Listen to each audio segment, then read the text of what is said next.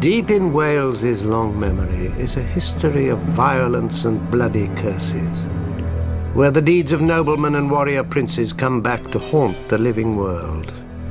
Acts of treachery and vengeance leave their stain within Wales's haunted castles, where wandering spirits of the night have become the castle ghosts of Wales.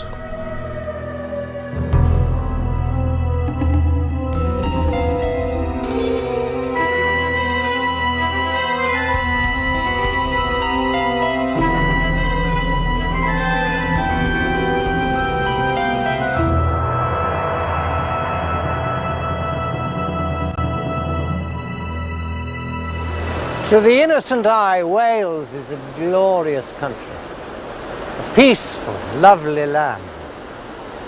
Prydferth mae Gymru, as the Welsh say in their ancient language.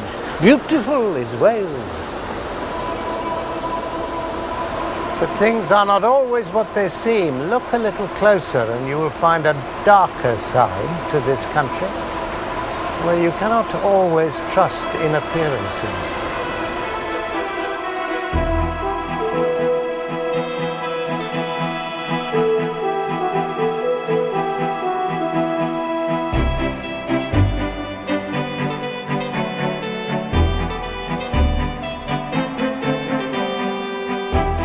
Wales is a land of ever-changing scenery.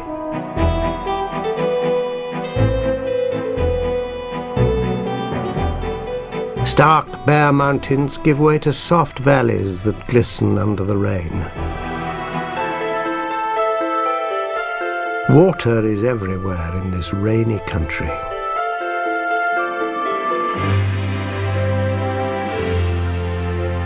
Wherever you are in Wales, you are never far from the sea.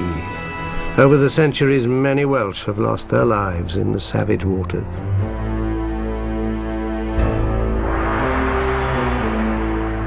Each breaking wave is said to be the spirit of some poor drowned soul come back to haunt the living.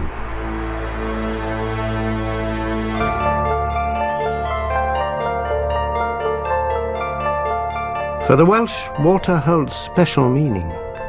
A mysterious underworld exists beneath lakes and in damp underground tunnels across the country. Legends tell of bottomless pools where monstrous creatures live. They bewitch passing travellers, drawing them to their death. Fierce and powerful creatures dwell in this dark, wet world. The symbol of Wales is the red dragon, called Adraigwch. These winged dragons are said to have the feathers of a peacock's tail with all the colours of the rainbow. Even in death, dragons are dangerous, as their venomous teeth can kill anyone who touches them. Wales has a turbulent history. Castles and great houses testify to lives of murder, betrayal, lust, and vengeance. In the southwest of Wales, a haunted medieval fortress houses the persistent ghosts of a beautiful lovesick princess and an ugly, vicious animal. Carew Castle stands on a grassy mound above the tidal waters of the Carew River. For more than 9 centuries, it played an important part in Welsh history. Originally a military stronghold, it was modified over the years into an Elizabethan mansion.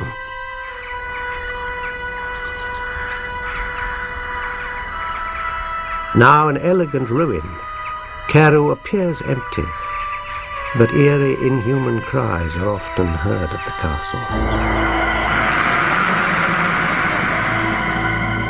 And the figure of a woman dressed in white continues to haunt Carew's dark corridors.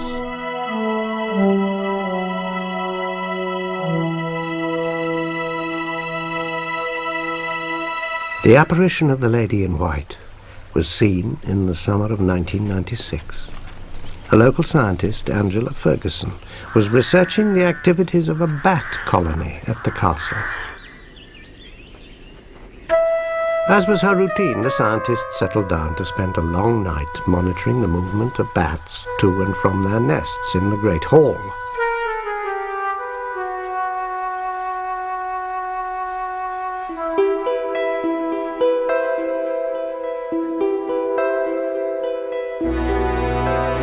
She had been working for several hours when she glimpsed a shape above her head. Through the half-light, she saw a white figure, a woman, walking silently towards a window high in the wall. It was as if the woman was floating in mid-air, gliding on a long vanished floor. The figure then vanished through solid stone. Although shaken by the apparition, the scientist noted everything she witnessed. When local people heard the scientist's account of the otherworldly visitor, they knew the identity of the ghost. She was the lady in white, and her story belongs in the annals of Welsh history. Her name was Princess Nest, one of Wales's most vibrant characters. Nest first came to this castle as a young bride, but her restless ghost searches for a man who was not her husband. In the year 1100, Wales was still mainly ruled by Welsh princes, but the Normans, having invaded and conquered England, had also settled into many parts of Wales. The young Princess Nest was given in political marriage to an Anglo-Norman, Gerald of Windsor.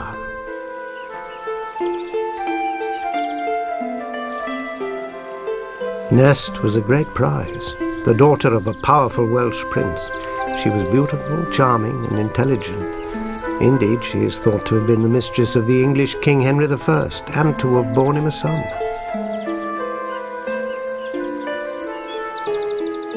As part of her dowry, Nest brought her husband Gerald lands at Carew. The castle was built to be their new home. Nest was a dutiful wife, and during her marriage she bore Gerald 5 children. But love intervened and changed her fate. In 1109, an event occurred that shocked all Wales.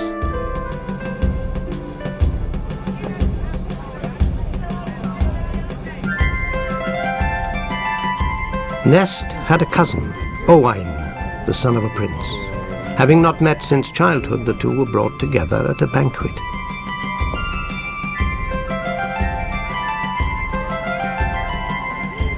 Owain was captivated by her charm and beauty, and she likewise enjoyed her cousin's company.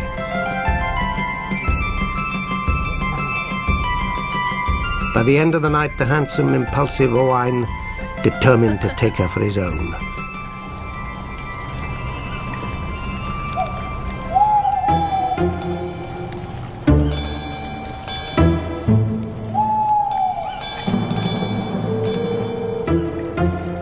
Late one night, Owain entered the castle with several companions.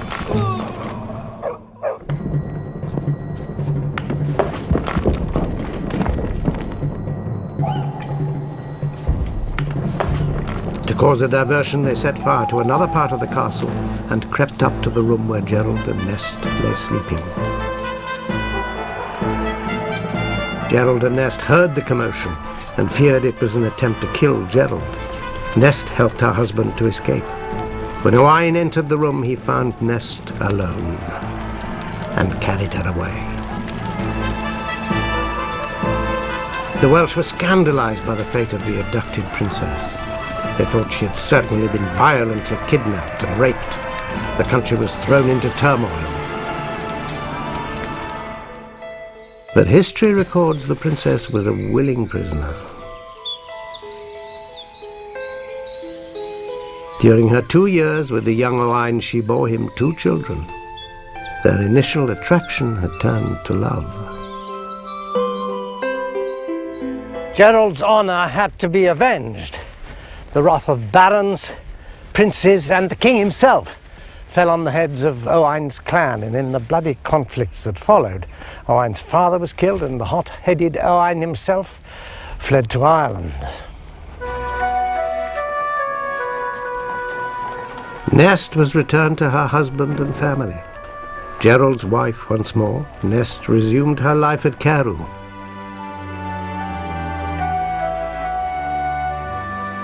But Gerald was tormented, humiliated by Owain's deeds, troubled by his own cowardly escape from the castle. Gerald felt he was the object of ridicule. He bided his time until he could settle the score with Owain. This period of history saw many battles, and an uprising in South Wales in 1116 brought Gerald and Owain together as unlikely comrades in arms. It seemed as if the two men would put their past behind them, but Gerald's resentment soon caused blood to spill. Observing that Owain had gone out riding alone, Gerald seized the moment. He quietly summoned a group of his men and slipped out of the camp.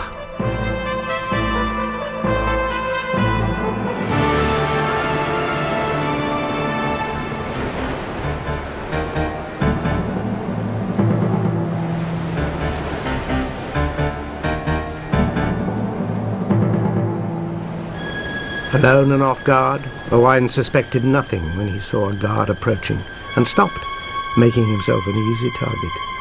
He was shot dead with an arrow.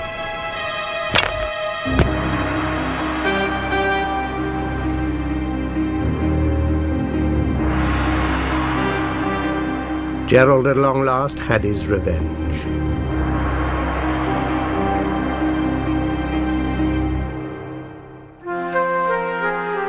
Nest outlived her husband Gerald, and her children founded great dynasties. But Nest's true love was always her young cousin, the passionate Owain, who stole her away and shocked a kingdom.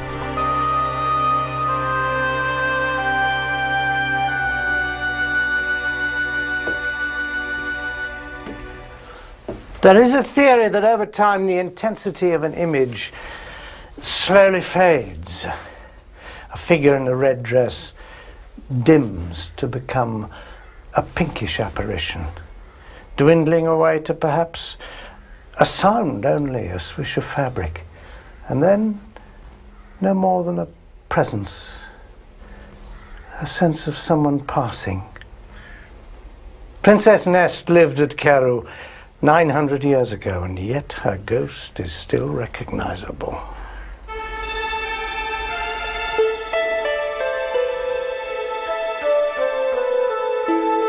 Local people believe she still looks out of a window at the castle, longing for her murdered lover. Is her love for Owain so strong that it has not faded after so many centuries?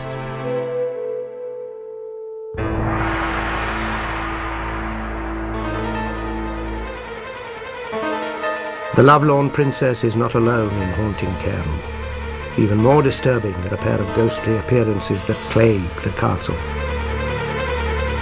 Heavy thudding footsteps have been heard.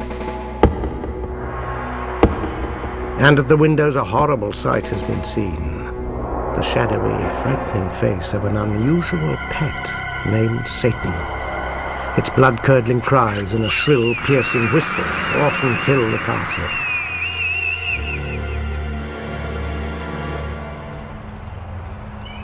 A 13-year-old girl visiting Carew one Sunday a few years ago will never forget the strange sight that awaited her.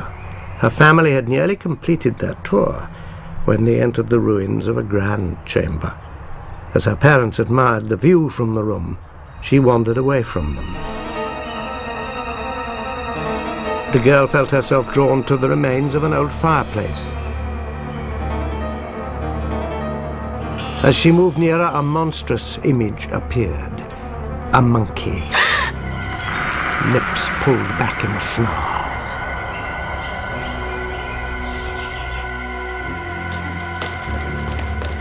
Her parents could see nothing, but disturbed by their daughter's distress, they sensed something evil had been in the room. The apparition that the girl saw in this spot was the phantom of a monkey, known as the Carew ape. This room, with its fine views over the water, seems a delightful place. But the people who work at Carew have always been aware of its ghostly occupants. Simon Hancock was an assistant here at the castle at the time the girl saw the monkey that so terrified her. And shortly afterwards, he himself experienced a haunting. Simon, what happened? I came into the castle one evening to lock up, like I'd done so many hundreds of times before. And I stood at the bottom of these stairs, about to shout, "We're locking up." And I heard a very large noise which rather startled me, and I realised that it was footsteps. There was an incredible feeling for 3 or 4 seconds as though somebody was standing in front of me. Simon didn't know what the footsteps were, but they may have been connected to the ghost of the monkey and a most ghoulish scene. In the early 1600s, the castle was leased to a one-time pirate of the high seas named Sir Rowland Rees. Today you're going to run off and marry and... Sir Rowland was known for a hot temper, zealous religious views, and foul language. He exploded in rage when his favourite son, Ewan, fell in love with the daughter of Sir Rowland's tenant, a lowly Flemish merchant named Ludwig Horwitz. Behaving such a godless man.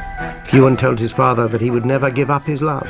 In a fury, Sir Rowland told his son he never wanted to see his face again. It's inheritance, and it's been worked for, pursued. Ewan took his father at his word and left Cairn. And stay out. Sir Rowland sunk into a black despair, raging with grief and anger. One moment he called out for his beloved boy, the next he cursed him to hell.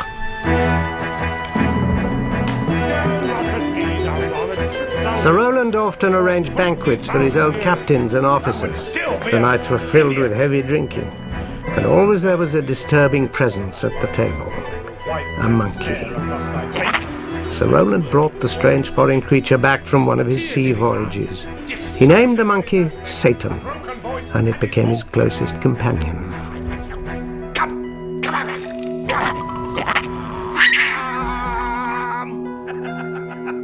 At the banquet, Sir Rowland cruelly mocked his guests, and the demonic monkey would mimic its master, screeching with cruel laughter.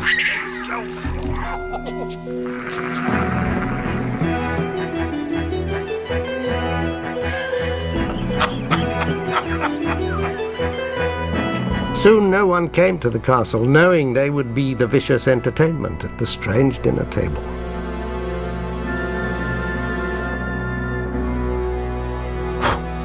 On a bitterly cold night in March, Ludwig Horwitz, the tenant whose daughter had inadvertently caused the rift between Sir Rowland and his son, came to the castle to pay his rent.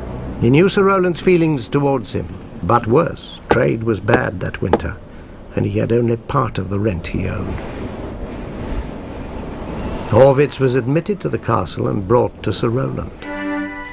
Sir Rowland sat at the table, his monkey in a chair opposite. Then I pour you a drink. Very generous, very generous. You had a pleasant journey here. Horwitz explained that he had only half the rent. Sir Rowland seethed with anger. All the while the monkey stared at the guest. Horwitz put down his wine, saying he would not drink where he was not welcome. As for your daughter, Sir Rowland cursed the visitor and his daughter for bewitching his son. Horwitz would not hear his daughter abused and raised his hand to the old man. raise your hand to me. For the insane Sir Rowland, this was the final straw. He ordered his monkey to tear out Horwitz's eyes. Sir Rowland blew on a silver whistle. With a shriek, the beast sprang at Horwitz, who fought the creature and finally threw it to the floor. Tear it to bits! Come back! Horwitz escaped from the room, leaving the wounded ape and the raving old man. Horwitz wanted to leave, but the night was so foul that a kindly servant, to make amends, insisted he stay.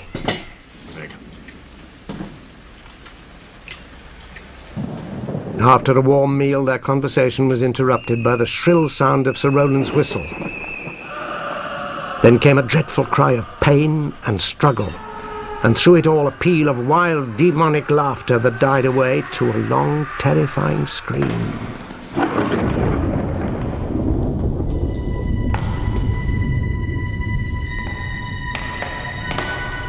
When they opened the door, they saw a sight that neither would forget to his dying day. Lying near the fireplace was Sir Roland, his throat gouged open. The creature's face lay in the flames, its eyes still glaring, its teeth fixed in a ghastly grin. Both master and ape were dead. Had the creature been excited by the night's violence, refused to submit to its intolerant master, and turned on him? Or had the frantic Sir Roland committed suicide by baiting the savage animal until it attacked him? Are the footsteps heard in the tower those of Sir Roland, pacing the room in anger? Like the footsteps, the reason why the ape appeared to the young girl in broad daylight cannot be explained.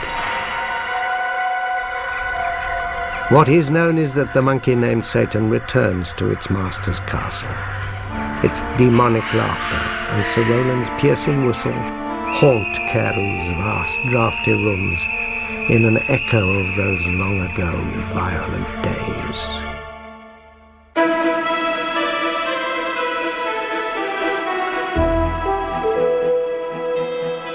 Across the mountains of North Wales, in another castle, a terrible secret has come back to haunt modern-day visitors.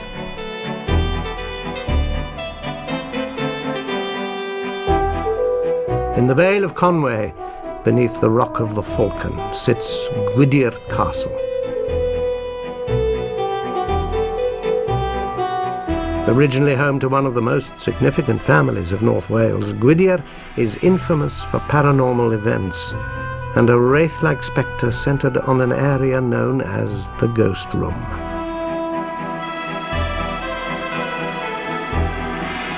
And the Swallow Falls near the castle are haunted by the face of a man crying out in agony. The name Gwydr is derived from the Welsh Gwaedir, meaning field of blood, a reference to the horrific wars that took place here in the 7th century. Those battles are a distant memory, but so many mysteries are attached to the castle that the name is still appropriate today. But remind me who it was who designed it. For years, Peter and Judy Welford had watched the estate slip into disrepair. So when they were about to be married in 1994, they bought the castle and set their hearts on making Gwydr their home and bringing it back to its former beauty. Peter, when you and Judy bought Gwydr, did you know the place was haunted? Well, it had certainly always been regarded as one of the most haunted castles in Wales, and this is something we'd heard about. And there was this curious room that was mentioned in the 19th century, the Ghost Room, and a sort of passage outside it, and there were supposed to have been lots of apparitions and a peculiar smell associated with this thing. Peter and Judy were intrigued by their new home's ghostly history. They asked a friend, an expert on the paranormal, to investigate Gwydr. Their friend, Gary, came to Gwydr with his equipment and explored the castle. He became very interested in the ghost room and the passage outside it. He set up his equipment there.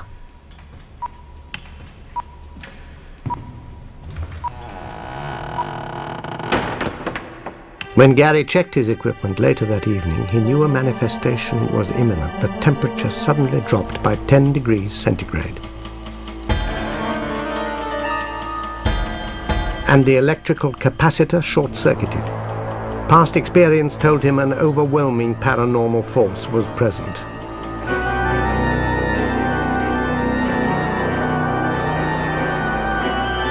It seemed as if Gary had unlocked Gwydr's ghosts, for shortly after his experience in the ghost room, the castle erupted with supernatural energies.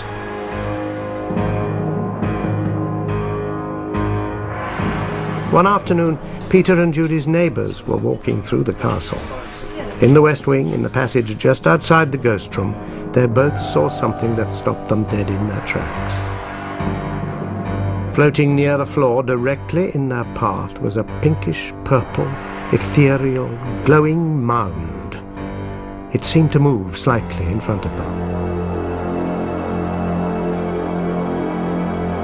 At the same time, the couple was overwhelmed by a foul odor coming from the nearby recess, a vile smell of decay, of rotting flesh. The substance Peter and Judy's neighbours witnessed is known to investigators of the paranormal as ectoplasm. It can be liquid or solid and is usually faintly luminous. It is cold to the touch, sometimes even emerging from living people from their mouth or their eyes, or sometimes, as in this case, appearing as if from nowhere. A possible answer to these mysteries came when Peter and Judy opened the castle to visitors. The young couple on holiday were among a group of tourists. They wandered from room to room. Then the husband went on ahead of his wife.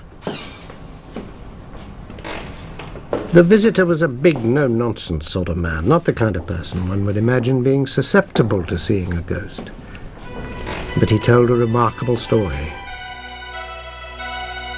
He was adamant that he had seen a man in old-fashioned clothes appear before him in the upper hall.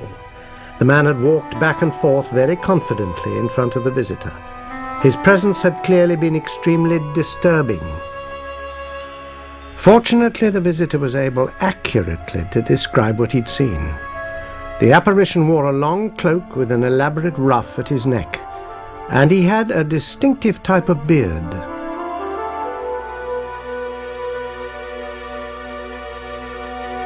Peter remembered he had paintings of the previous owners of Gwydr waiting to be hung. He looked through them and found a portrait of a man from the Tudor period who exactly fitted the description of the ghost. It was Sir John Wynne, Gwydr's most famous and feared lord. Why was Sir John Wynne haunting the castle? Had the paranormal activities, the ectoplasm, the dreadful smell near the ghost room arisen from the threat of investigation? Peter and Judy delved deeper into the history of Gwydr, and they uncovered a dreadful secret. In 1580, on the death of his father, the 26-year-old John Wynne had taken over as head of the family and returned to manage the Gwydr estate. An ambitious young man, Sir John was appointed a Member of Parliament and a Justice of the Peace. For his services he was knighted by King James I. Sir John presented the local town with houses for the poor and gave money to build a school. At Gwydr he proudly carved his blazon on the wall.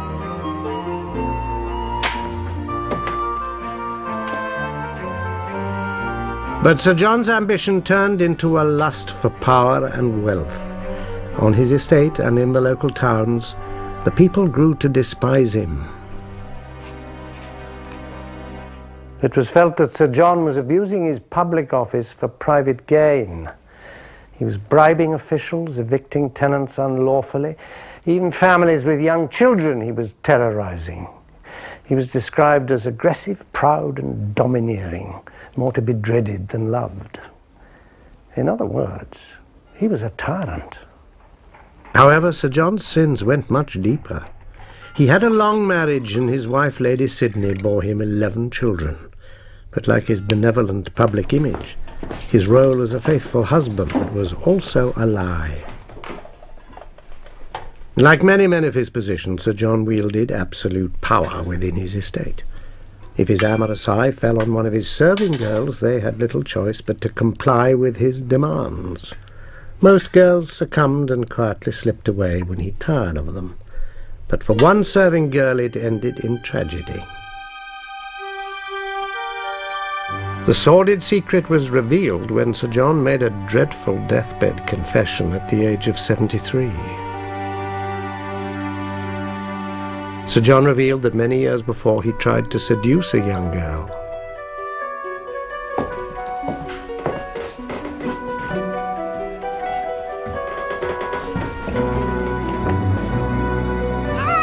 The seduction quickly became violent. During the struggle, the poor serving girl's head struck the wall. In the end, the girl was dead. Compounding the murder, Sir John admitted he hastily buried her in a recess in the wall. He ordered workmen to brick up the opening and seal the body in for good.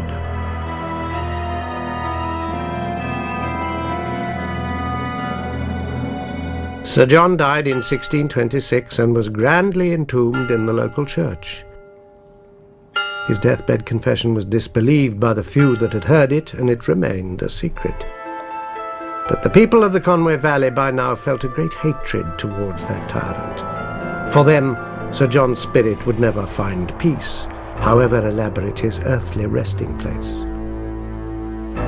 People came to believe Sir John's tormented soul was trapped forever in the local waterfall called the Swallow Falls, there to be punished, purged, spouted upon and purified for the foul deeds done in his days of nature.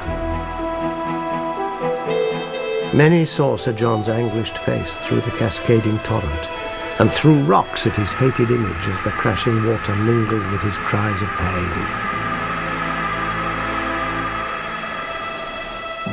The castle owners, Peter and Judy, tried to uncover hard evidence about Sir John's murder confession.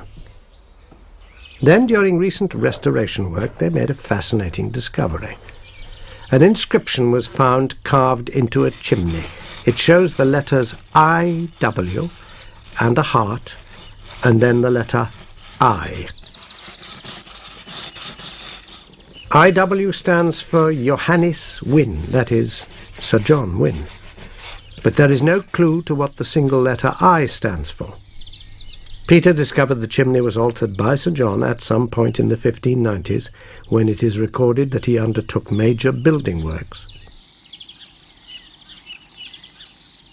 What's most disturbing is the place where Sir John was supposed to have entombed the girl's body is directly underneath that inscription, carved nearly 400 years ago. Does Sir John's presence still remain at Gwydir Castle? Does the tyrant's legacy of evil connect his ghostly appearances, the terrifying emergence of ectoplasm, and the foul smell coming from the recess near the ghost room?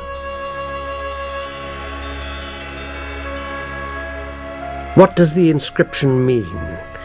It is as if murderer and victim are locked together within the castle, one desperately drawing attention to her resting place, the other, the tyrant, still seeking to assert his power. Peter and Judy felt that although they couldn't control Gwydir's ghosts, they at least knew what they were dealing with. Then, not long afterwards, the couple made another chilling discovery.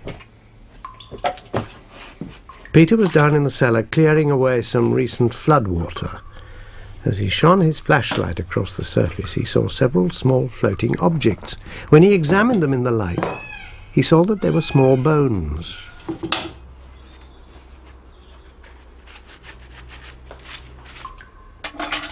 After clearing the cellar, he saw masses of bones sticking out of the clay. He collected about 200 in all, and then called the police. The bones were taken to a forensic laboratory, and it would be many weeks before Peter and Judy could find out their identity. Could the bones belong to the unfortunate serving girl, or to another of Sir John's victims? Then another altogether more friendly soul took up residence at the castle. Judy, how many dogs have you got? Well, we've got 2 dogs, 2 fawn-coloured lurchers. The story really began when a neighbour came over for dinner and saw 3 dogs playing together outside in the garden, and it was quite uncanny. And then the whole thing began to make sense when I actually saw the 3rd dog, so-called the ghost dog, several times in the house. It was a solid dog. Eventually the police gave Peter and Judy their forensic report. The bones, all 200 of them, were those of a large dog, centuries old. The couple instinctively felt that their phantom hound must be the dog in question. They planned to rebury its bones in the cellar. But the police, thinking the bones of no further interest, had already incinerated them. Peter and Judy had grown fond of the ghostly dog and hoped to see it again. But since then, the playful dog, Gwydyr's happy ghost, has not been seen.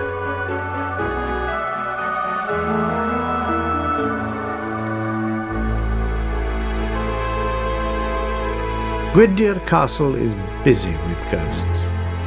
The same is true at another castle, where a series of eerie events are based on one tragic story. The castle lies in the south of Wales, in the lush vale of Glamorgan. St Donat's Castle dates from about the 14th century. The castle, well preserved and maintained, fascinates historians and visitors alike. Now home to the College of the Atlantic, St Donat's is a centre for students from all over the world. But the castle cannot ignore its ghostly heritage, as one student discovered as recently as 1996. William McDowell has been a student at the college for the past 2 years. William, can you tell me exactly what happened to you that night here under the portcullis tower? Right, it was in November 1996. I'd been studying late in the castle. I shouldn't have been there, it was after lights out. I packed it in about 2 in the morning.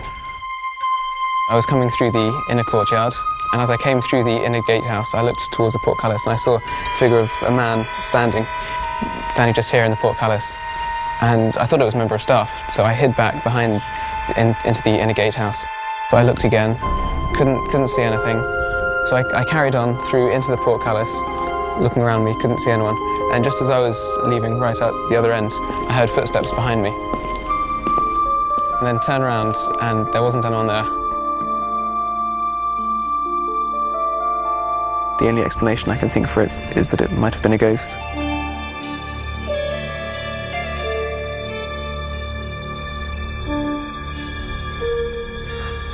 The ghost that William saw was only one of the mysterious hauntings that have occurred here at St Donat's.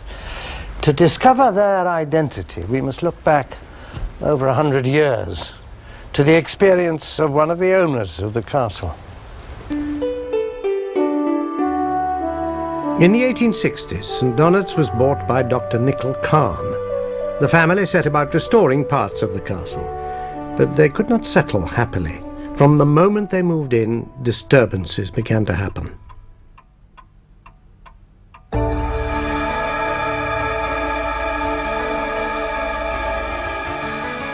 Day or night, the harpsichord in the drawing room suddenly began to play.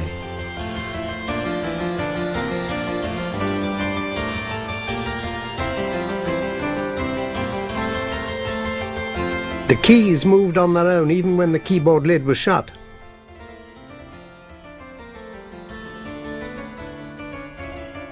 More upsetting was a repeated sighting in one of the castle bedrooms. Time and again, a bright light would appear in a corner of the room, waking the sleeping occupants. Then the light evolved into a terrifying image, a large, glaring eye. This unblinking eye filled the room until it slowly melted into the light. Then the light would suddenly extinguish. Dr. Khan's family tried uneasily to live with the castle's supernatural events. But something happened that made them realize the unquiet spirits at St Donat's could not be easily brushed aside.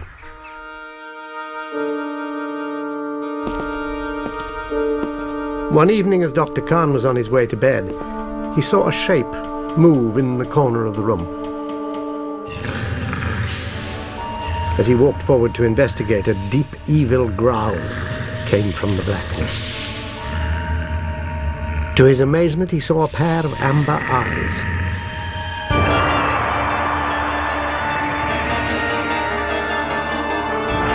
In fright, the doctor tried to retreat, but he was almost knocked over by a sudden blast of wind. back to the amber eyes. But they had gone. Then he heard a rapping sound on the window. Looking out into the blustery night, he saw the outline of a woman. A shadowy hag stood in a long black cloak, beating against the window pane. She moved slowly away into the night. At her side was a black dog. Dr. Khan watched as they vanished into the air. These ghostly happenings were too much for Dr. Khan, and he was ready to sell St. Donat's, but in one last desperate attempt to banish the disturbing spirits, he invited a noted exorcist to visit the castle.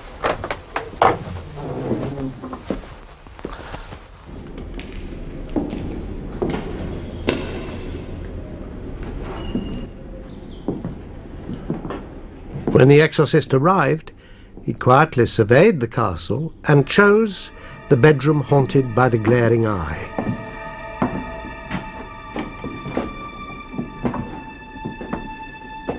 He then requested that the doctor sit downstairs while the exorcism went on.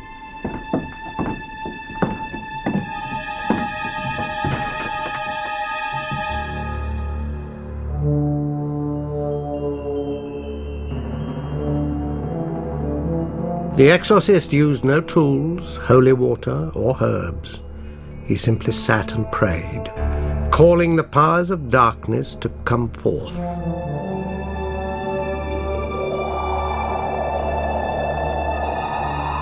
The supernatural beings awakened and the spiritual battle began. Bright light filled the room, and the disembodied penetrating eye appeared. The sound of music rang in the exorcist's ears.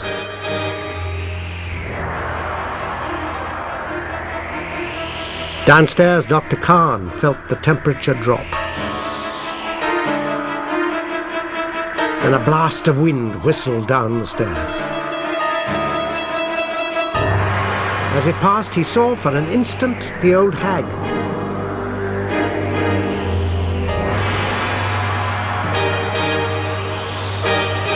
The exorcist, drained and exhausted, came downstairs.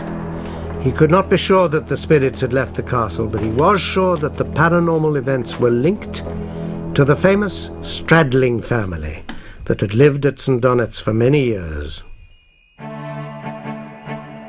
What had happened in the Stradling family centuries ago that had resulted in the terrible hauntings? For over 400 years, St. Donat's Castle was the Stradling family home. They grew into a dynasty that was involved in the highest state affairs of Britain. With prosperous marriages, they fathered an unbroken line of male heirs to carry on the Stradling name and power. Young Sir Thomas Stradling inherited the castle in 1735.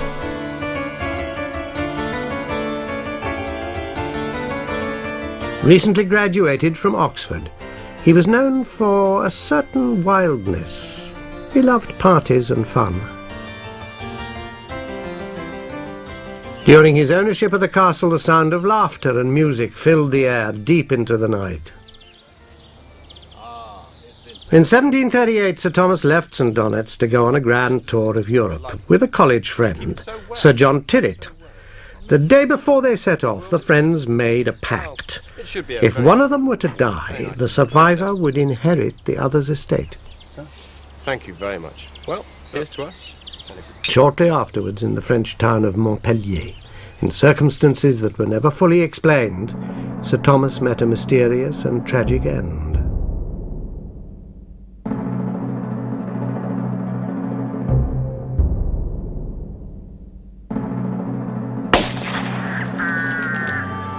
Word from France hinted that the assailant was none other than Sir Thomas's best friend and travelling companion, Sir John Tyrwhitt.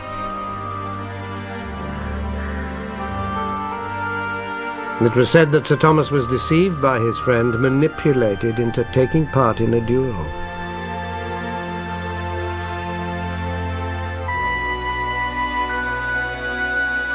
Sir Thomas, the last of the Stradling family line, was shot through the eye and killed. Duelling was a brutal custom, common at the time, and the Stradling family considered it a heinous sin. The Stradlings supported King James I in putting an end to the practice.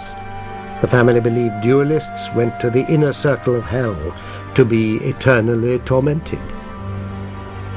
The Stradlings' fierce condemnation of duelling was a dark premonition of a tragedy that would befall the family heir, Sir Thomas, a tragedy that would collapse the House of Stradling and bring the proud family to an end. Just a few weeks after Sir Thomas's departure, several villagers witnessed a terrible apparition, one that all Welsh people dread. Moving in a swirl of wind towards the castle walls, they saw a hag with her vicious hound at her side.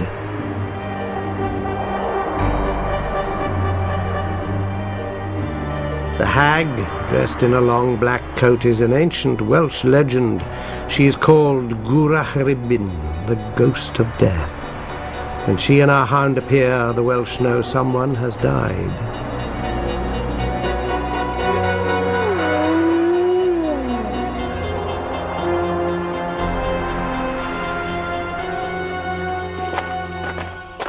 The very next day, the castle knew the meaning of the Hag of Death's visit.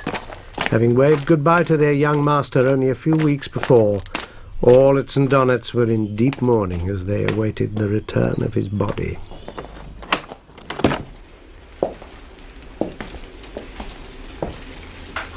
His corpse was laid out in the drawing room. Candles around Sir Thomas's coffin were lit, and the servants withdrew. Sir Thomas's corpse lay peacefully, but not for long. A gust of wind blew open a window, and one of the funeral drapes caught fire. Soon the whole coffin was ablaze, and as the flames licked upwards, the portraits of all the Stradling ancestors glowed bright red before burning to a cinder. Sir Thomas's young body was never given a proper funeral. The true circumstances of the fatal duel were still in question, but suspicion fell squarely on young Thomas's friend Sir John Tyrwhitt, who stood to benefit from the death. A dispute over the ownership of the castle ensued, but in the end Sir John took possession of St. Donat's. Ironically, shortly afterwards he himself died, and the castle was sold. Never again would a Stradling inhabit St. Donat's. The young Sir Thomas had brought tragedy to the family, and after the fire, his body was never laid honourably to rest. For the next century, there was no resident lord. The castle was neglected and gradually became partly ruined. It was at this time that St. Donat's began to be haunted. Ghostly music filled the empty rooms, the echo of Sir Thomas's happy times at the castle. An apparition connected to his death, the glaring luminous eye, appeared in the room that was his bedroom, a constant reminder of his horrific wound. And the legendary Welsh hag, who was seen at the time of his death, appeared again at St. Donat's. The effect of Sir Thomas's death must have been so powerful that these spirits clung to the castle. But despite its ghostly reputation, the beauty of St. Donat's always attracted attention. In 1925, American newspaper magnate William Randolph Hearst bought the castle. St. Donat's benefited from Hearst's huge wealth. Repairs and alterations were carried out, and the rooms were filled with fine antiques. No more word of ghosts was heard. Until 1996, when the ghost of a man was seen within the castle walls. Was it Sir Thomas Stradling returning once more to his ancestral home? The Welsh have long memories, and many still believe the castle to be haunted. And hereabouts remembrances of a night more than 200 years ago are handed down from generation to generation. The night the hag passed over St. Donat's with her sleek black hound of death.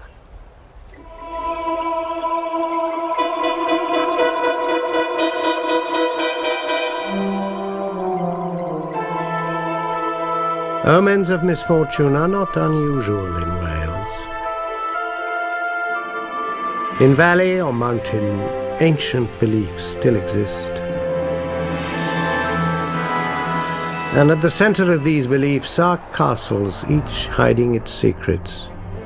But sometimes, for a moment, they are revealed to us.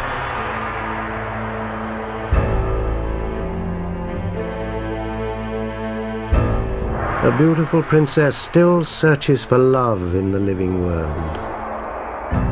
Violent memories stay trapped within the crumbling stones.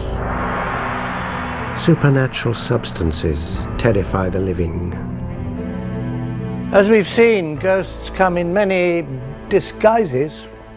Sometimes even the ghost of a living person can be seen, whether it's across the other side of the world